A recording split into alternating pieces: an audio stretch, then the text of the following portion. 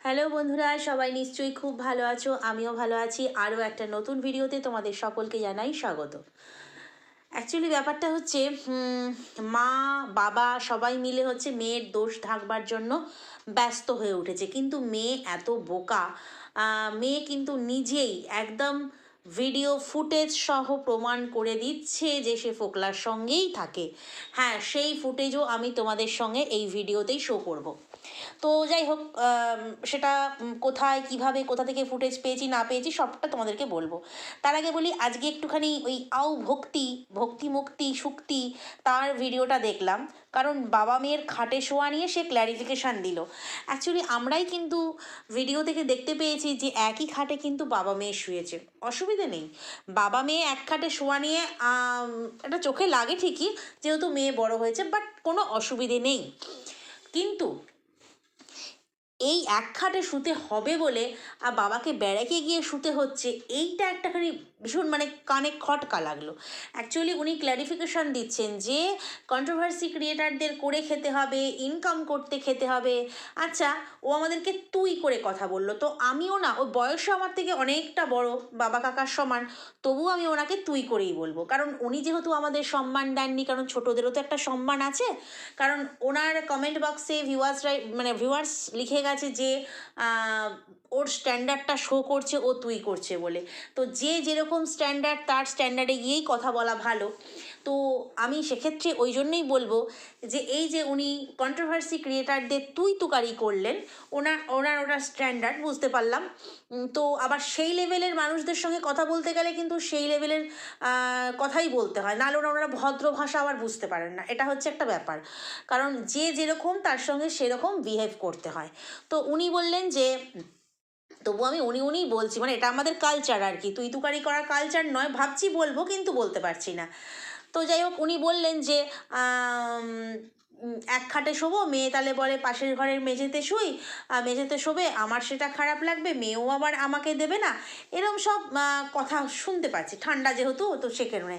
তাহলে এক খাটে শুলে অসুবিধে কোথায় আছে? পাথালি করে, মানে চওড়াভাবে শুলে, আমরা যেটা অনেকেই পাথালি করে শোয়া বলি, তো চওড়াভাবে শুলে এক প্রান্তে বাবা এক প্রান্তে মেয়ে শুয়ে থাকলে অসুবিধা কোথায়? যখন যেহেতু সমস্যা মানে খাটের সংকুলান আর কি, তো সেক্ষেত্রে কি এমন সমস্যা? মেয়ে এত কিছু কিনতে পারছে, আরেকটা খাট কিনতে কেন পারছে না? অনেকে পরামর্শ দিয়েছে যে একটা সোফা কাম বেড কিনে নিতে, তাহলে দাদা বৌদিরাও এসে শুতে পারবে, থাকতে পারবে, নিজেদেরও সুবিধা হবে। অ্যাকচুয়ালি মেয়ে ইচ্ছে করলেই কিন্তু কিনতে পারে আরেকটা ঘরের জন্য আরেকটা খাট, কারণ আমরা প্রথম ফ্ল্যাট যখন গিয়েছিল তখনই কিন্তু আমরা শুনেছিলাম যে একটা খাট দেখে এসেছি, ওই ঘরের জন্য আসবে। সেটা যে পুরোপুরি মিথ্যে কথা ছিল সেটা আমরা বুঝতে পেরেছি। অ্যাকচুয়ালি ব্যাপারটা হচ্ছে ওই ফ্ল্যাটে এ ঘর ও ঘর বলে কোনো কথা নয়।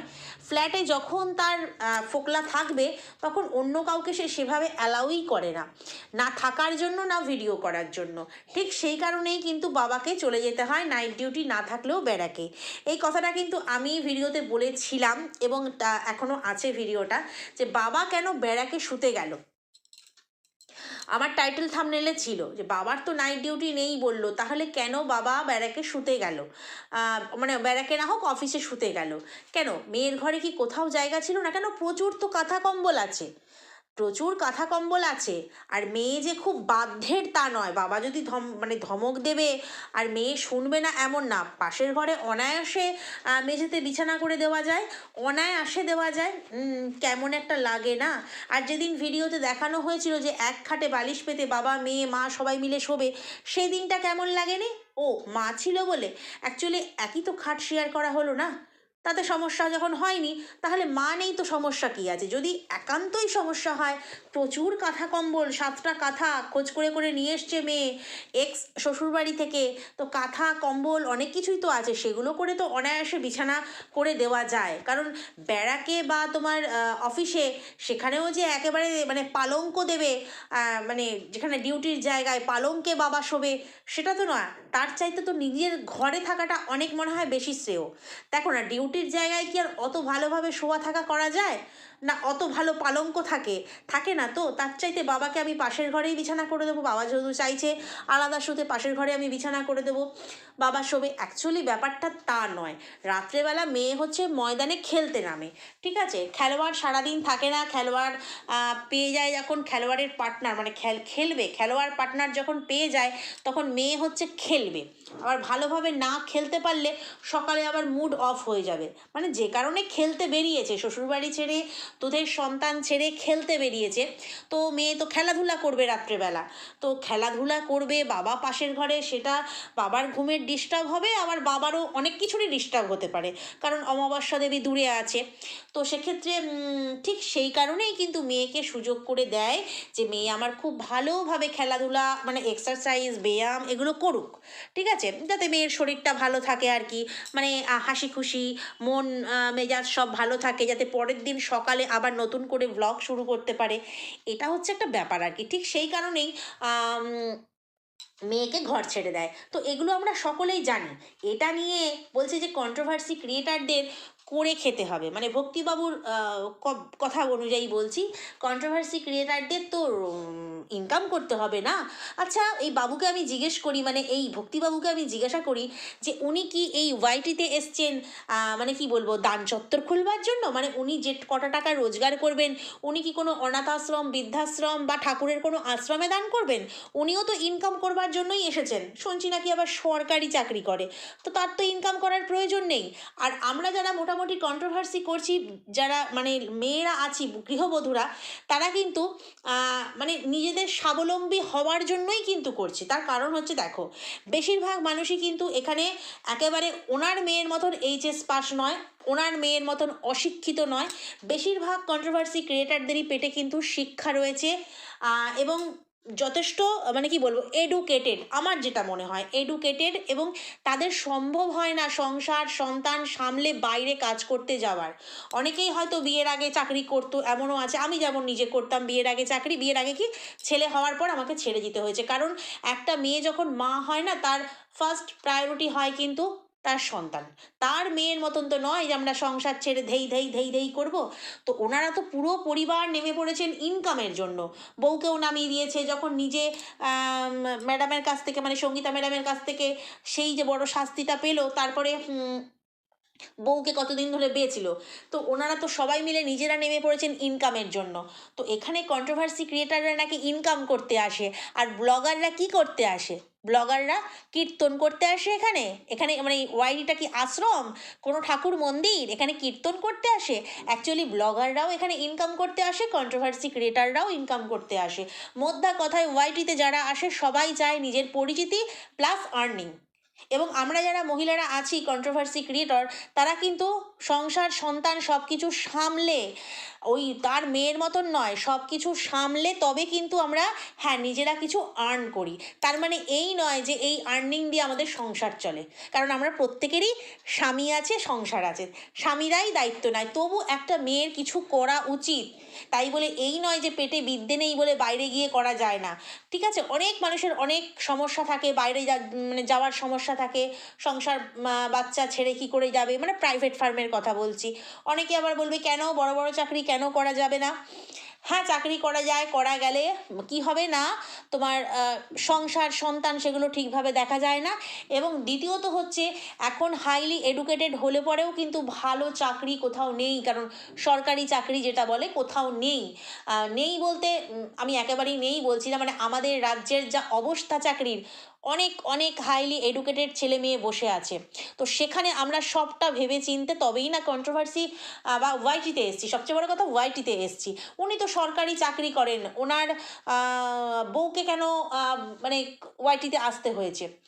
তাই ইনকাম কিন্তু একটু ভুল বলেছেন উনি, তাই ইনকাম কিন্তু ওয়াইটিতে সবাই করতে আসে, যে ব্লগার, যে কমেডিয়ান, যে কি বলবো কন্ট্রোভার্সি করছে, প্রত্যেক ক্রিয়েটর কিন্তু ওয়াইটিতে ইনকাম করতে আসে। বলছি ইনকাম করতে হবে তো, তবে পরের ক্ষতি কী করে, যে করে কি গোবিন্দ, ওই মেয়ের ডায়লগ, মেয়ের টাইটেলটা জুড়ে দিয়েছেন, মেয়ের বলা টাইটেলটা ভালো কথা, এটা প্রবচন। কিন্তু সত্যিই কি ওনার কোনো ক্ষতি হয়নি আমি প্রশ্ন করি। ওনার একটা মেয়ের লাইফ এই রকম দোদুল্যমান লাইফ, না ঘাড়কা না ঘাটকা। তো ওনার তো সবচেয়ে বড় ক্ষতি এটা। ওনার ছেলে আদ্দামরা একটা ছেলে আছে যে কোনো কাজ করে না, টোটো চালায়। কি ক্লাস মাইরি, টোটো চালায়। না আমি কোনো টোটো চালককে ছোট করছি না, উনি যেহেতু বড় বড় কথা বলছেন, ওনার মনের কথা বলতে এসছেন, শেষে বলে উনি ভিডিও শেষ করলেন, কিছু দেখাবার নেই করবার নেই, কী আর করবে, দু চার কথা বলে দিই হাসতে হাসতে, তাই আমরাও একটু হাসতে হাসতে তাকে জবাবটা দিয়ে দিচ্ছি আর কি। তো উনি ওনার ছেলে কি করেছেন না, টোটো চালায়। এখনও মাকে জিজ্ঞেস করতে হয় এটা কিনবো, বোনের কাছে হাত পাততে হয়। তাই ঠিক সেই কারণে হচ্ছে তোমার ওনারই বা কী এমন ভালো হয়েছে। গোবিন্দ তো ক্ষতি নয় আমাদের করবে, আমরা ওনাদের নিয়ে কন্ট্রোভার্সি করে ইনকাম করছি বলে। তো উনি তো যাই হোক দান ছত্তর খুলবেন বলে ওয়াইটিতে এসছেন। তা ওনারই বা কী ভালোটা হয়েছে, আমাদের না ক্ষতি হবে। ওনার কি ভালো হচ্ছে, সবচেয়ে বড় কথা দুটো সন্তানই উনি ঠিকঠাকভাবে মানুষ করতে পারেননি, ওটা ওনার জীবনের সবচেয়ে বড় লস। এটা হচ্ছে সবচেয়ে বড় কথা। তো যাই হোক, এবারে হচ্ছে উনি তো খুব গান গাইছেন, আমার মেয়ে ফ্ল্যাটে থাকে, মেয়ে থাকে এখন বাড়িতে আছে, আমি থাকলে মেয়ে থাকে না, মেয়ে থাকলে আমি থাকি না, এরকম অনেক গান গাইলেন। কিন্তু মেয়ে যে তার ভিডিওতে, আগের দিনের ভিডিওতেই পরিষ্কার বলে দিয়েছে যে আমরা ফ্ল্যাটে থাকি, আমরা একসঙ্গে থাকি। তোমাদেরকে ফুটেজটা আমি জাস্ট দিয়ে দেবো, কারণ ওর মা যখন বাড়িতে আসলো আর কি, মানে ওর বাপের বাড়িতে যখন আসলো, মায়ের বাড়িতে যখন আসলো, জন্মদিনের পরের দিন আর কি, যখন বিকেলবেলা আসলো, তারপর ওদের সেই চিকেন কষা রেখে দিয়েছিল মেয়ের জন্য, হোক যাই হোক, আগের দিন চিকেন কষা, অ্যানিভার্সারি চিকেন কষা ছিল। তো সেখানে রাত্রেবেলায় যখন খাওয়া হচ্ছিল, বললো দাদা ভাড়ায় গেছে, বাবা তো ডিউটিতে, আমরা এখন তিনজন, আমি বৌদি আর মা। তো সে সময় রাতের যে খাবার অ্যারেঞ্জমেন্ট ছিল, ডাল আর কি কী সব ছিল, তো সেখানে আগের দিনের মাংসটা, বললো ওই তো এই মাংসটা আমরা দেখেছি বলে, আমাদের আমাদের বাড়ি থেকে আমরা দেখেছি বলে জাস্ট কথাটা বলেই কিন্তু ঘুরিয়ে নিল। অ্যাকচুয়ালি মেয়ে কেন সব সময় আমরা বলে? সেই সময় তো এই ভক্তিবাবু তো মেয়ের সঙ্গে ছিল না, কারণ তিনি ছিলেন ডিউটিতে, তিনি নিজেই বলেছেন, মেয়েও বলেছে। তাহলে মেয়ে কার সঙ্গে ছিল যে ভিডিওতে বসে বসে বাবার মায়ের অ্যানিভার্সারির চিকেন কষা দেখেছিল, যে বলল যে আমরা দেখেছি? কারণ বাবা তো ডিউটিতে ছিল, ডিউটি থেকে এসে বউয়ের সঙ্গে অ্যানিভার্সারি পালন করেছে, চিকেন কষা তখনই আমরা দেখতে পেয়েছি দুজনের ভিডিও থেকেই। তাহলে মেয়ে দূর থেকে বসে আমরা দেখতে পেয়েছি, আমরা আমাদের বাড়ি থেকে দেখতে পেয়েছি, তাহলে কোথা থেকে দেখতে পেয়েছে? তাহলে মেয়ে যে সবসময়ই ওই ফোকলা জড়িত থাকে, সেটা কিন্তু মেয়েই, মানে কি বলবো, নিজের ভান্ডার নিজে ফাটিয়ে দিচ্ছে। বাবা যতই রেখে ঢেকে মেয়েকে একদম শোকেসে মুড়ে নিয়ে বলছে তুমি করো, এবার তুমি পরকিয়া করো, আমি তোমাকে গার্ড করব, আমি আছি তোমাকে প্রোটেক্ট করব। আমি মানে কি বলবো, মেয়েকে সে বলে না সেই মেয়েকে পুরুষের সঙ্গে ঘরে ঢুকিয়ে দিয়ে শিকল তুলে দেয়, এরকম অনেক প্রবাদ আছে, ব্যাপারটা আমি গুছিয়ে বলতে পারলাম না, পিছন বাইরে থেকে শিকল তুলে দেয়। তো এই রকম হচ্ছে ব্যাপার, যে তুমি মা আমার শোনো, ছোট্ট কচি মেয়ে, তোমার তো একটু দৈহিক চাহিদা বেশি থাকবেই, কারণ ওর বাবার ভয়েস রেকর্ড থেকেই আমরা শুনেছিলাম, সেই লাল গামছা পিসোর সাথে বলেছিল ও তো অল্প বয়স, ওর তো একটু দৈহিক চাহিদা থাকবেই। তো সেক্ষেত্রে বাবা বলছে মেয়ের দৈহিক চাহিদার কথা, বাবা তো ফিল করেছে না মেয়ের দৈহিক চাহিদা খুব বেশি, একটু বেশি, তাই জন্য বাবা হচ্ছে সুযোগ করে দেয়, বাবা মেয়েকে সুযোগ করে দেয়, তুমি একটু দৈহিক এক্সারসাইজ করো, একটু খেলাধুলা করো, রাতেরটা ভীষণ ভালোভাবে এনজয় করো রাতগুলো। সেই জন্য আমি রাতে হচ্ছে ব্যারাকে হোক, অফিসে হোক, চেয়ারে বসে হোক, মানে কি বলবো, ওই তোমার লোহার বেডে শুয়ে হোক, হসপিটালের মতো বেডে শুয়ে হোক, আমি ঠিক রাতটা কাটিয়ে নেব। তুমি অন্তত ভাই ভালো করে, সোনা মা আমার, তুমি খেলাধুলাটা করো, তুমি যে খেলাধুলা করবার জন্য বাইরে বেরিয়েছো আর কি, এটা হচ্ছে ব্যাপার। কিন্তু মেয়ে খালি বলে দিচ্ছে আমাদের আমাদের আমাদের, এই জিনিসটা কি করে হয়, তাই না? তো আজকে দেখলাম, মানে অবাক লাগলো, ওর মা হচ্ছে বৌদির প্রশংসা করছে, বা বৌদির কোনো একটা জিনিস ঢাকা দেওয়ার চেষ্টা করছে, সেখানে একেবারে কোমরে হাত দিয়ে সে মানে কি বলবো, মাসি শাশুড়ি পিসি শাশুড়িদের মতন এক একটা শাশুড়ি থাকে, দেখবে শাশুড়ি সাপোর্ট করলেও ওই কাকি শাশুড়ি, জেঠি শাশুড়ি, মাসি শাশুড়ি যেটা থাকে না, একটু বউয়ের খুঁত ধরার চেষ্টা করে। তো সেখানে ওর বৌদি ওই মাছ ভাজার কথা বলছিল, মাছ ভাজা লেগে গেছে, ওরা সুরাটে ছিল সেই সময়, বাবাকে ডেকেছে মানে শ্বশুরমশাইকে, কিন্তু ওর মা বলছিল ঠিক আছে ঠিক আছে, আমরাও কি শিখেছি, আমরাও কি প্রথম এসে শিখেছি, একদম। ওর বৌদির তো এই মাত্র 1.5 বছর বিয়ে হয়েছে, যে 5 বছরে মাছ ভাজা কড়াইতে দিয়ে ছুটে লাফায়, দৌড়ায় ছুটে, তারপরে তোমার কড়াইতে তেলের মধ্যে, গরম তেলের মধ্যে লঙ্কা ছেড়ে দিয়ে দৌড়াদৌড়ি করে, তো 5 বছরে তার এক্সপিরিয়েন্স হয়নি, তো বৌদি তো মোটে 1.5 বছর এসছে, 1.5 বছর হতে চায়। সেখানে বৌদি যে সাহস করে রান্না করছে, মা মেয়ে দুজনে ধিঙ্গিপনা করতে সুরাট চলে গিয়েছিল, তো সেখানে বাবা মানে শ্বশুরমশাই আর বরকে যে রান্না করে খাইয়েছে এটাই অনেক। ওর তো কোনো কন্টেন্টের জন্য রান্নাঘরে ঢুকতে হয়নি, কারণ 5 বছরে যে ঢুকেছিল রান্নাঘরে টুকটাক রান্না করার জন্য হাতে হাতে, সেটা কিন্তু কন্টেন্টের জন্য ঢুকেছিল, তাই জন্যই সে শেখেনি কিছু। ওই কন্টেন্টের জন্য শুধু খুন্তিটি নেড়ে দিত বা কিছু ছেড়ে দিত, বাকিটা শিলাদেবী করে নিত, এটা সবটাই ভিডিওর জন্য ছিল। তো সেই জন্যই যে কিছু শেখেনি সেটা কিন্তু পরিষ্কার বোঝা যায়। তো যাই হোক, ওর মা সুন্দরভাবে, এই জিনিসটা আমার খুব ভালো লাগলো।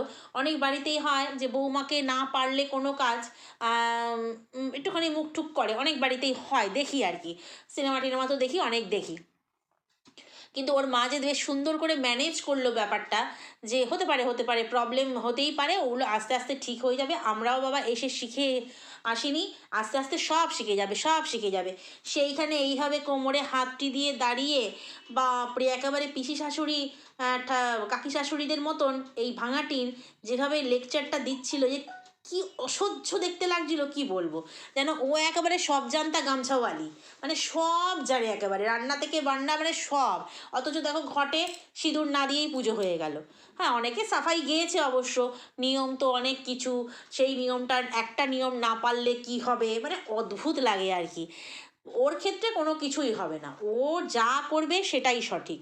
এই যে এত জিনিস বাবা ক্ল্যারিফিকেশান দিতে বসে যাচ্ছে, কিন্তু ওর হয়ে যারা ভিডিও করে তারা একবারও জিজ্ঞেস করলো না, কেন রে, ঘর তো দুটো, বাবাকে তো ঘরে রেখেই দেওয়া যেত, বিছানা করে মাটিতে বিছানা করেও তো রেখে দেওয়া যেত। না, এইসব প্রশ্ন কেন করব, আমাদের মানে ওর পা চাটতে হবে, তো ওই জন্য। তো যাই হোক, এবারে অনেক কথা উঠছে যে সন্দীপ নাকি ওর দিদিদেরকে গুদুম গুদুম দিচ্ছে, মানে ধোলাই দিচ্ছে আর কি, জুতো ঝাঁটা দিচ্ছে। তারপরে ওদিক থেকে জিমি সাহা, আমি তো বলি কৃমি সাহা, সে কৃমি সাহাও দিচ্ছে, কী মজা কী মজা, জুতো খাচ্ছে, এগুলো বলি আমরা আমরা নাকি জুতো খাচ্ছি। অ্যাকচুয়ালি ব্যাপারটা হচ্ছে সন্দীপের ওটা সত্যি নয়, ঠিক আছে, আমরা লোকের মুখে শুনছি, সন্দীপকে সাবধান করছি। ঠিক কথাই সন্দীপের এই জন্যই গায়ে লাগে, যে তোমরা লোকের মুখে শুনেই কেন সাবধান করছো, আমি ঠিক আছি, এটা হচ্ছে সন্দীপের ব্যাপার। আর ওইদিকে আমরা যেহেতু এই তোমার টিনকে নিয়ে বলে আসছি, ওর ভুল ত্রুটিগুলো দেখিয়ে আসছি, টিন কেন চুপ থাকে, কারণ ওটাই সত্যি, মৌনতা সম্মতির লক্ষণ। ও 1.5 বছর ধরে ওই জন্যই চুপ থেকে, মানে সবাইকে সাপোর্ট করে গেছে, পক্ষে বিপক্ষে সবাইকে সাপোর্ট করে গেছে। কিন্তু এই যে বিপক্ষে সন্দীপকে নিয়ে এত বলা হয়েছে, ওই জন্য ও কিছু বলেনি। কিন্তু যখন আমরা ওর ভালোবাসার মানুষরা যারা ওকে সাপোর্ট করে আসছি, তারা যখন লোকের কথাতে ভুল বুঝছি, এই কৃমি সাহার কথাতে, এদের কথাতে ভুল বুঝছি, ওকে সাবধান করতে যাচ্ছি, তখন কিন্তু ওর ওটা ওই গুদুম গুদুম দেওয়া নয়, ওর কিন্তু ওটা মনে একটা আঘাত লাগছে সন্দীপে, যে তোমরা আমাকে বিশ্বাস করছো না, বিশ্বাসের জায়গাটা মানে চির খেয়ে গেল লোকের কথাতে, এইটা কিন্তু ও বোঝাতে চাইছে, সেই জন্যই কিন্তু এইসব ধরনের কথাগুলো বলছে। তো এটাই হচ্ছে ব্যাপার। তো সেখানে জুতো মারা বা ঝাঁটা মারা বা লাথি মারার কিছু নেই। তবে হ্যাঁ, আজকে যেটা সীমাদিকে বলেছে, মানে যেটা শুনতে পেলাম ওর ভিডিও থেকে, শুধু এটুকু বলতে পারি যে ওটা সীমাদিকে বাই ফোন বলা উচিত ছিল, কারণ সবাই জানে যে সীমাদিকে মানে কন্টেন্ট দিল, এটা হচ্ছে ব্যাপার, অনেক বিপক্ষদের কন্টেন্ট দিল, তো পক্ষেরও অনেকে ভিডিও করবে। আমার শুধু এটুকুই বলা, সন্দীপের ওটা ফোনে বলা উচিত ছিল। আর হয়তো এটা ভেবে বলেছে যে যেহেতু আমার দিদিকে সোশ্যাল মিডিয়াতেই বলছে, তাই আমিও সীমাদিকে সোশ্যাল মিডিয়াতেই বলে জানাই, এই হিসেবেও বলতে পারে। বাট একটা কথা বলবো, হ্যাঁ, ওর দিদি হয়তো ওর অন্নদাতা, বাট এই চ্যানেলটা বা এইভাবে দাঁড়িয়ে থাকা বা এই অ্যাটিটিউড নিয়ে কথা বলার জন্য কিন্তু সীমাদির কিন্তু অনেক অনেক ভূমিকা আছে। আমি এটুকু বলতে পারি। এটাও অস্বীকার করা যায় না যে সময় আজ থেকে ১.৫ বছর আগে ওদের জীবনটা পুরো টালমাটাল করে দিয়ে চলে গেছিল ওদের বাড়ির বউ, তখন কিন্তু অন্য কোনো কন্ট্রোভার্সি ক্রিয়েটাররা কিন্তু শুধুমাত্র ভিডিও মারফত পক্ষে হোক বিপক্ষে হোক করেছিল, বাট সীমাদি কিন্তু পাশে গিয়ে দাঁড়িয়েছিল। তখন কিন্তু অন্নদাতা পাশে এসে দাঁড়ায়নি। অন্ন দিলেই কিন্তু হয় না, যাকে অন্ন দিচ্ছে তার সম্মানটাও রাখার চেষ্টা করতে হয়। সে দিদিও কিন্তু তার সম্মান ধুলোয় মিশিয়ে দিয়েছে। সেটা যাই হোক, তাদের ভাই বোনের ব্যাপার, কিন্তু সীমাদি যেটা করেছে বা এখনো পর্যন্ত যেভাবে সাপোর্ট করেছে, আমরা হয়তো সশরীরে গিয়ে করতে পারিনি বা ভিডিও করেছি, কিন্তু সীমাদি যেটা করেছে সেটা কিন্তু বিনা স্বার্থেই করেছে, এটুকু আমি বলবো। হ্যাঁ, হয়তো সাবস্ক্রাইবার বেড়েছে, বাট এমনও দেখেছি অনেক কন্ট্রোভার্সি ক্রিয়েটার আছে, সন্দীপের বাড়ি গেছে, পিকনিক করেছে, সন্দীপের আগেই ভিডিও ছেড়ে দিয়েছে। বাট আমরা দেখেছি সন্দীপের বাড়িতে যে কোনো অনুষ্ঠান, কৃষাণুর জন্মদিন, সন্দীপ কিন্তু ভিডিও ছাড়ার পর সীমাদি ছেড়েছে। এইখানেই আমি স্বার্থের ব্যাপারটা বললাম আর কি। তো যাই হোক, নিজের দিদিকেও অপমান করতে বলছি না, আর যাকে দিদি বলে ডেকেছো, ভাইফোঁটা নিয়েছো, আমি তাকেও অপমান করতে বলছি না। যাই হোক, এই কথাগুলো নিজেদের মধ্যে বসে ফোনেই কিন্তু বলে দেওয়া যেত। এটা নিয়ে ভিডিও করে আরও মানুষকে উস্কাবার কোনো প্রয়োজন ছিল না। কারণ দিদি যখন ডেকেছো, সে রক্তের সূত্রেই দিদি হোক আর আত্মার সূত্রেই দিদি হোক না কেন, দিদি তো দিদিই হয় না। সেই দুই দিদিরই সম্মান তোমার রাখা উচিত। একজনকে সম্মান করতে গিয়ে অন্যজনকে অসম্মান করা, সেটা কখনোই উচিত নয় বলে আমার মনে হয়েছে। তো যাই হোক, এটা সন্দীপ হয়তো পরবর্তীকালে সীমাদির সঙ্গে যাই হোক বুঝে নেবে, কিন্তু যেটা বলে ফেলেছে সেটা বলে ফেলেছে, আর কিছু বলার নেই। তবে হ্যাঁ, চলো, যে ফুটেজটা দেবো বলছিলাম, যে বাবা তো ওদিকে প্রোটেক্ট করছে মেয়েকে, তুমি খেলে যাও, আমি আছি, আমি তোমাকে পাহারা দেবো, তুমি খেলে যাও করছে। তো মেয়ে কিন্তু নিজেই বলে দিচ্ছে যে আমরা ছিলাম